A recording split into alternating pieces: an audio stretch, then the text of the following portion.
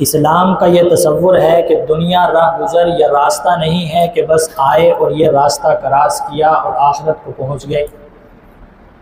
بلکہ جناب نبی کریم صلی اللہ علیہ وآلہ وسلم کا فرمان ہے، آقا نامدار محمد عربی صلی اللہ علیہ وسلم نے فرمایا کہ الدنیا مزرعۃ الآخرہ، کہ دنیا کو اللہ رب العزت نے آخرت کی کھیتی بنایا ہے، دنیا کو اللہ رب العزت نے آخرت کمانے کا ذریعہ، آخرت کمانے کا وسیلہ بنایا ہے، دنیا کو اللہ رب العزت نے کھیتی بنایا اور دنیا میں رہنے والوں کو کاشتکار زمیندار بنایا۔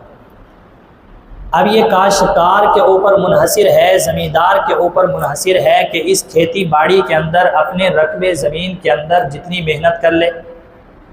اللہ رب العزت نے دنیا کو کھیتی بنا کر مسلمان کے سامنے رکھ دیا۔ دوسری جگہ ارشاد فرمایا کہ ان الدنیا خلقت لکم، کہ دنیا کو اللہ رب العزت نے تمہارے لیے پیدا کیا، اللہ رب العزت نے دنیا کو تمہارے لیے بنایا۔ وَأَنْتُمْ خُلِقْتُمْ لِلْآخِرَةِ، اور آخرت کو اور تم کو جو ہے آخرت کے لیے بنایا۔ یہ ارشاد فرمایا کہ ان الدنیا خلقت لکم، کہ دنیا تمہارے لیے بنائی گئی، یہ نہیں کہا واپس کہ تم دنیا کے لیے بنائے گئے، بلکہ کہا کہ ان الدنیا خلقت لکم وانتم خلقتم للآخرہ، اللہ نے دنیا تمہارے لیے بنائی لیکن تم کو دنیا کے لیے نہیں بنایا، بلکہ تمہیں اللہ نے آخرت کے لیے پیدا فرمایا۔ اللہ نے کھیتی تمہاری دنیا بنائی لیکن اس کھیتی کے اندر رہنے کے لیے نہیں بنائی، بلکہ اس کھیتی کو بنایا کہ ذمہ دار کاشتکار اس کے اندر بیج ڈالے، محنت کرے، اس کے اندر محنت کرنے کے بعد پھر آخرت کے اندر ثمرہ اٹھائے۔ اللہ رب العزت نے دنیا پیدا اس لیے کی تاکہ دنیا کے اندر انسان زندگی گزارے اور آخرت کے لیے اپنی جائیدادیں، اپنا ثمرہ اکٹھا کرے۔ جناب نبی کریم صلی اللہ علیہ وآلہ وسلم کے ایک حدیث کا مفہوم ہے، آپ علیہ الصلوۃ والسلام نے ارشاد فرمایا کہ دنیا تو انسان کے لیے بنائی گئی ہے، لیکن اس کے ساتھ ساتھ یہ فرمایا کہ یہ انسان زہد اور قناعت کا مفہوم یہ نہ سمجھے کہ اللہ نے ہمیں دنیا میں پیدا کیا آخرت کے لیے تو بس سب کچھ چھوڑ کے عیسائیوں کی طرح انسان رہبانیت اختیار کرے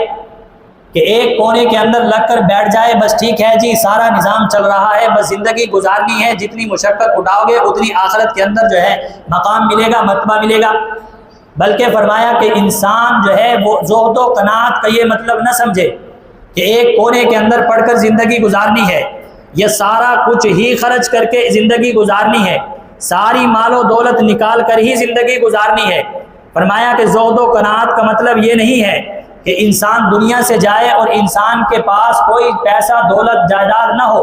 اور بعد کے اندر اس کی اولاد بھیک مانگتی پھرے، الیاذ باللہ، بلکہ فرمایا کہ بہتر یہ ہے کہ انسان اپنی اولاد کے لیے کچھ چھوڑ کر جائے۔ ایک طرف کیا ارشاد فرمایا کہ الدنیا مزرعۃ الآخرہ،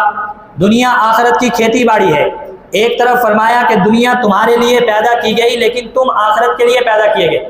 دوسری طرف ارشاد فرمایا، دیکھیں اسلام کا تصور اور نظریہ، دوسری طرف ارشاد فرمایا کہ تم زہد اور قناعت کو یہ نہ سمجھو کہ جب تم دنیا سے چلے جاؤ تو تمہاری اولاد بھیک مانگے، بلکہ تمہارے پاس اتنا کچھ ہو کہ تمہاری اولاد بھیک نہ مانگے۔ دونوں باتیں ارشاد فرما دی، ایک طرف دنیا کی مذمت کی، دوسری طرف دنیا کی مدح کی، کیونکہ اس لیے فرمایا کہ انسان کا دل یہ ایک کشتی کی مانند ہے، جب کشتی کو پانی کے اندر چھوڑ دیا جائے تو وہ پانی اس کشتی کے لیے فائدہ مند ہوتا ہے۔ دنیا پانی کی مثال کے طور پر ہے اور انسان کا دل کشتی کی مانند ہے، جس وقت پانی کے اندر دنیا کے اندر اسے چھوڑا جائے تو یہی دنیا اس انسان کے لیے فائدہ مند ہے، لیکن جب یہ پانی کشتی کے اندر آ جائے تو یہی پانی کشتی کے لیے نقصان دہ ہو جاتا ہے۔ ایک کشتی ہے، آپ اس کو پانی کے اندر دریا کے اندر ڈال دو، یہی پانی اس کشتی کے چلنے کا سبب بن جائے گا، پھر اسی کشتی کے اندر سوراخ کر کے اس پانی کو کشتی کے اندر کر دو، یہی پانی کشتی کے ڈوبنے کا سبب بن جائے گا۔ فرمایا انسان کا دل ایسا ہے، یہ کشتی ہے، دنیا پانی ہے، اگر انسان اور انسان کا دل